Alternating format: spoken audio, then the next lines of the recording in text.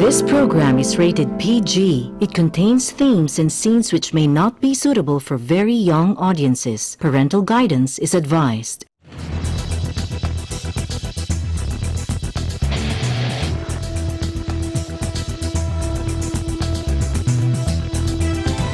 We're working to connect a region of over 600 mil bridges between our lands.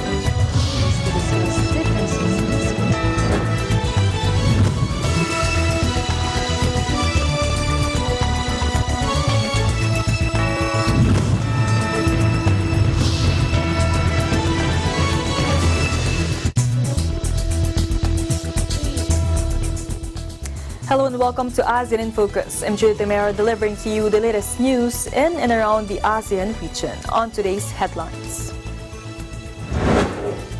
The Duterte government will insist on a third-party investigation if both the Philippines and China are unable to reconcile their findings on the sinking of a Filipino fishing boat after it was rammed by a Chinese vessel in the Recto Bank on June 9th, Malacanang said on Monday. President Rodrigo Duterte has signed a memorandum that approves the Philippine Export Development Plan, or PEDP 2018 to 2022, a multi-year roadmap aimed at improving export performance and increasing the sector's competitiveness. And millions of residents in the Philippine capital are experiencing water interruptions for up to 20 hours a day as the water level in Agat Dam dropped to low levels.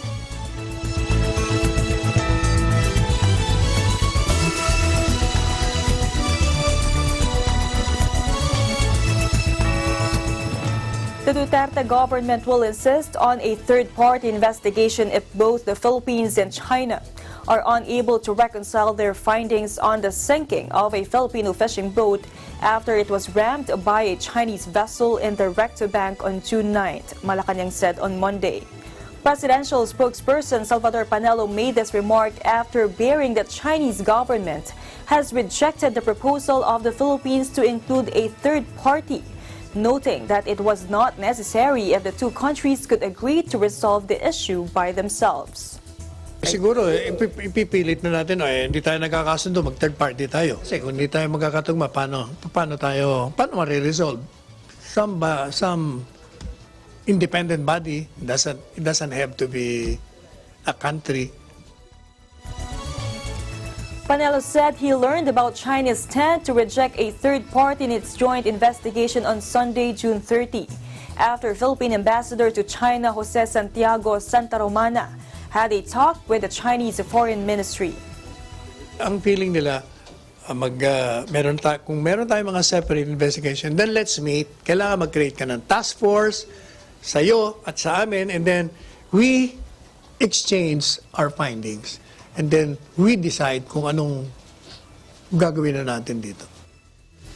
Panelo said the issue is as simple as finding out whether the alleged ramming and abandonment of Filipino fishing boat with 22 fishermen on board by a Chinese vessel was done intentionally or accidentally.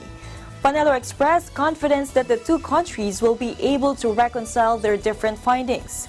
He said Duterte is fine by any method, with or without a third party. Hindi ba sinabi ni Presidente, okay sa akin lahat yan, basta gusto ko matapos na yan at malaman na natin kung sino accountable din. Wala siyang problema. Okay lang sa kanya, walang third party. Panelo said if proven that Chinese crews are indeed guilty of ramming and abandoning the Filipino fishing boat, Chinese government will hold them liable. I trust the assurance by the Ambassador of China when he said na they will not allow that. Kung merong irresponsible behavior, they will impose sanctions.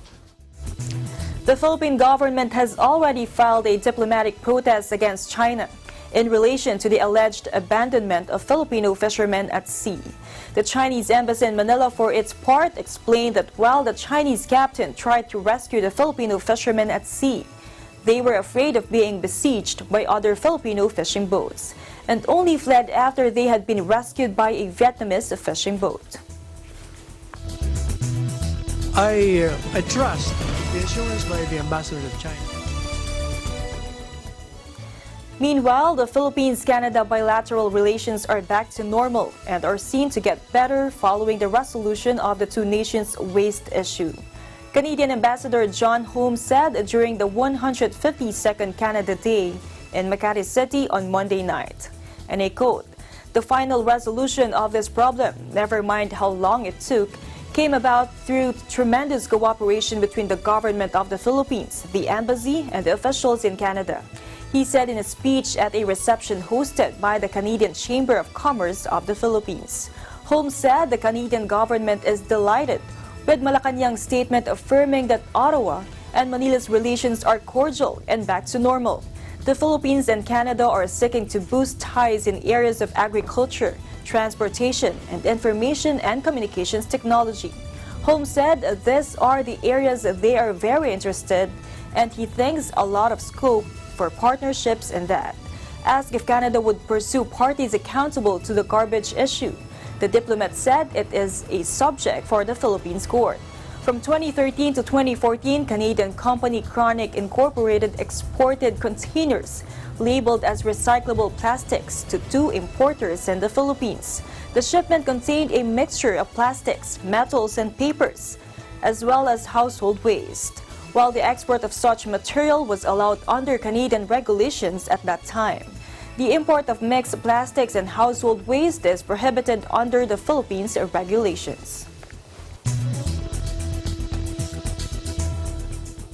In other news, Myanmar is sending a high-level delegation soon to camps in Bangladesh to explain to hundreds of thousands of Rohingya Muslims how they can return home, Myanmar's UN ambassador said Monday.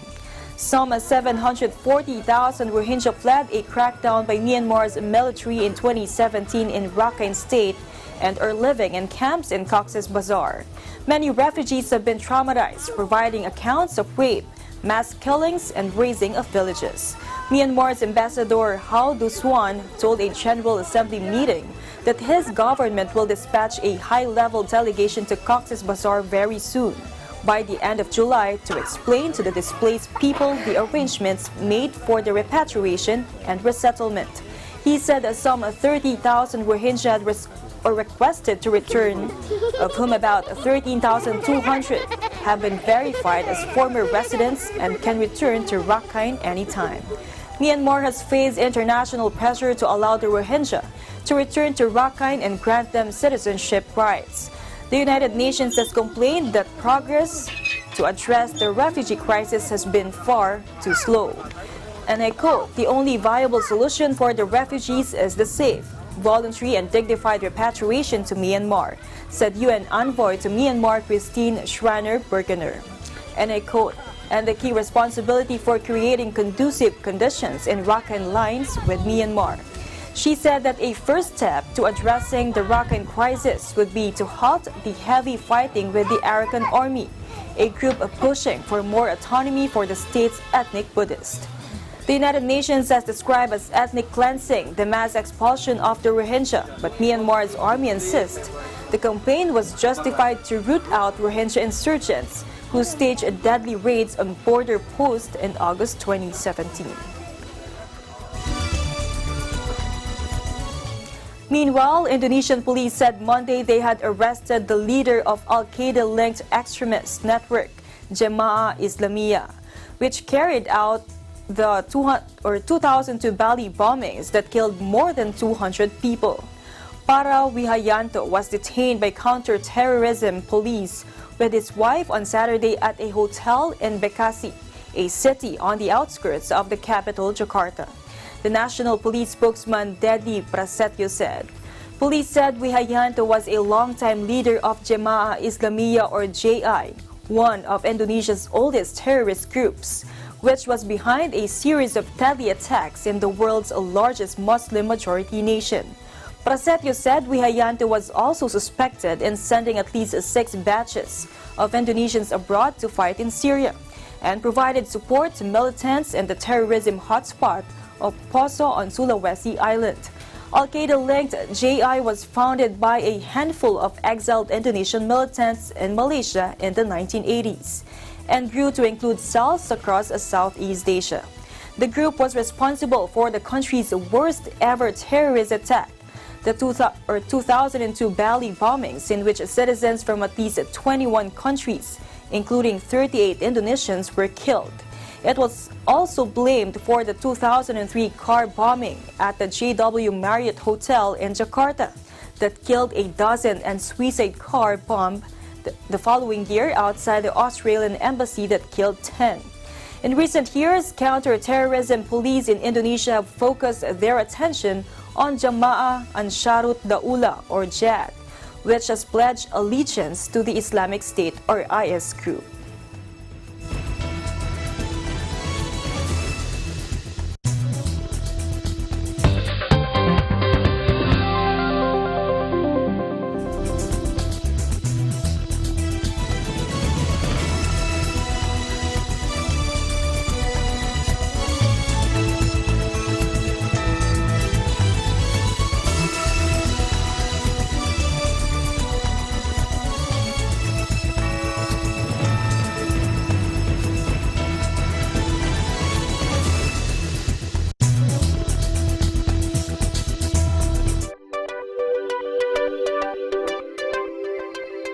Net25 is now available on OSN, the largest entertainment network in the Middle East and North Africa. Watch your favorite Net25 shows on OSN channel 725, same day as the Philippines. Net25 shows live and on demand Anytime, anywhere. on any mobile device on OSN Play.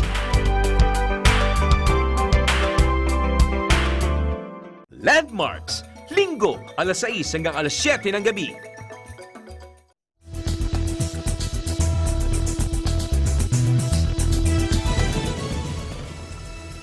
Welcome back. President Rodrigo Duterte has signed a memorandum that approves the Philippine Export Development Plan, or PEDP 2018 to 2022, a multi-year roadmap aimed at improving exports performance and increasing the sector's competitiveness. Executive Secretary Salvador Medialdea, by the authority of the President, signed Memorandum Circular 62 on June 26, 2019.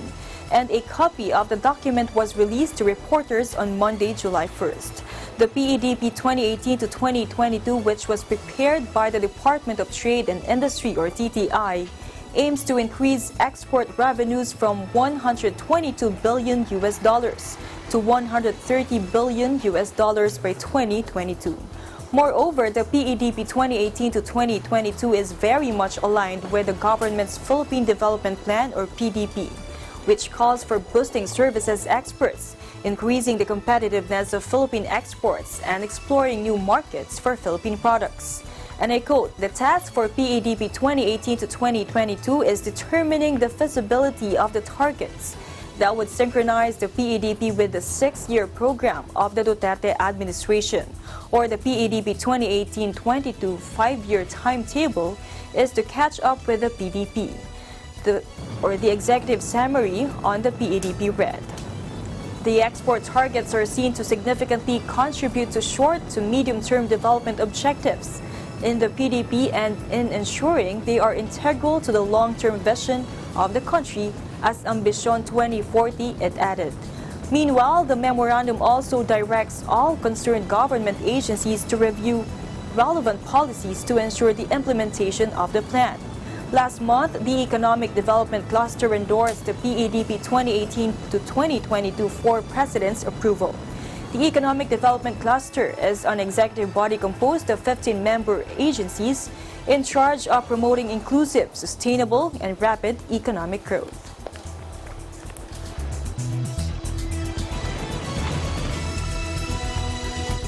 Still in the Philippines, Finance Secretary Carlos Dominguez III believes Filipinos support the tax reform package, citing the victory of pro-administration lawmakers in the midterm elections. During the pre-State of the Nation address, or SONA Economic and Infrastructure Forum on Monday, Dominguez said the victory of politicians who supported the tax reform for acceleration and inclusion law reflects his confidence the remaining tax packages will be passed. According to the Chief of the Department of Finance, or DOF, if Filipinos see tax increases benefit them, they will support legislators who made it happen. The remaining tax reform packages that have yet to be passed into law include Package 1B, which includes increasing the motor vehicle user's charge, lifting off the bank secrecy law and automatic exchange of information. Package 2, which focuses on lowering corporate income tax and the rationalization of fiscal incentives.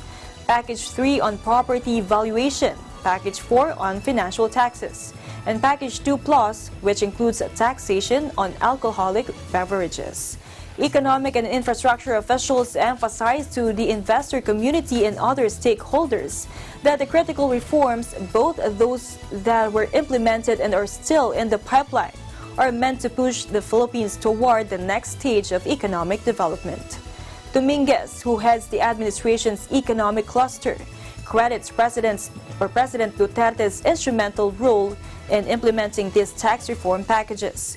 The event was one of the 3 fora meant to report on the government's accomplishments under the Duterte administration, ahead of the President's SONA on July 22nd.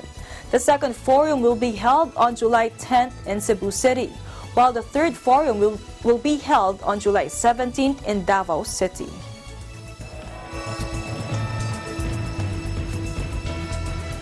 Millions of residents in the Philippine capital are experiencing water interruptions for up to 20 hours a day as the water level in Angat Dam dropped to low levels. Watch this.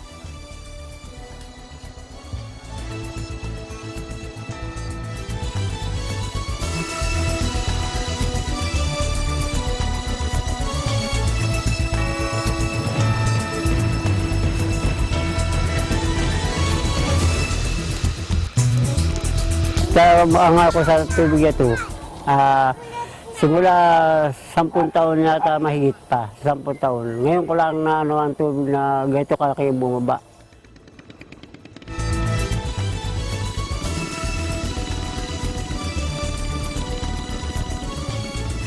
Yun nga po, na dati nga po ay kami ay naninisid. Sa ngayon po ay hindi na kami makapanisid dahil sa baba na po ng tubig at labo na po ang aming tubig.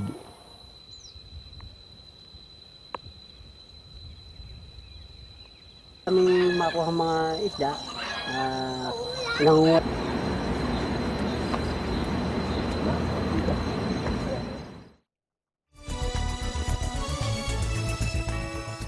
When Mary Ann San Jose moved to Sitio Pariahan more than 2 decades ago, she could walk to the local chapel.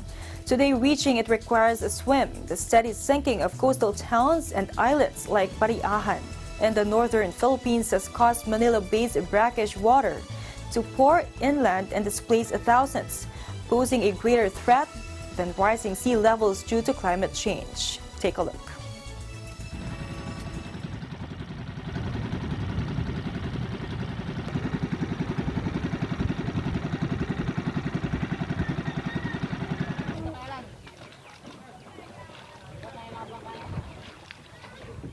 May ati-atiyan, ganyan. Tapos nga po, ngayon, medyo hindi ka na makakapaglaro sa kalsada, hindi ka na makakapaglakad pagka gusto mong maggala o pumunta sa mga kamag-anak mo dito. Kailangan bangka na talaga gagamitin mo para lang.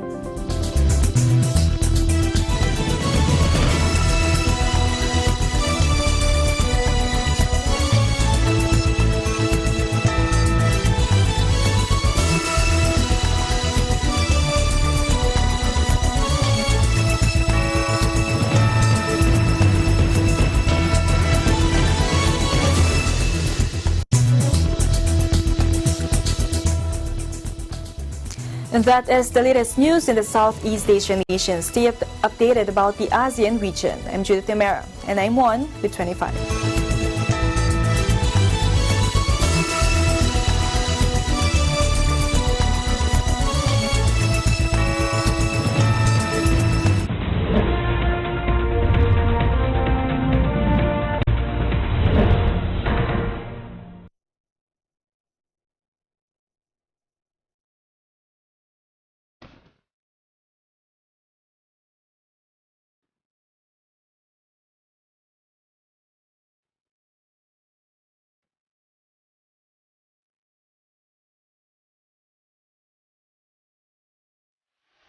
Base sa incident report ng PDRRMO, iniulat na 14 sa 41 na bayan sa lalawigan